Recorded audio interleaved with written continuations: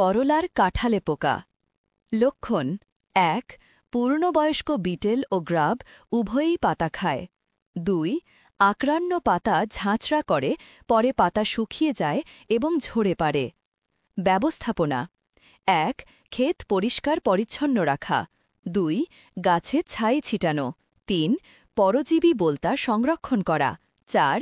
ডিম ও কীরা নষ্ট করা এবং পোকা সংগ্রহ করে মেরে ফেলা। ৫. শতকরা ১০ ভাগ পাতা পোকা দ্বারা আক্রান্ত হলে প্রতি লিটার পানিতে ডেনিটল, ট্রিবন ১ মিলিলিটার বা সুমিথিয়ন ২ মিলিলিটার বা সেভেন ২ গ্রাম মিশিয়ে স্প্রে করা। সাবধানতা: ১.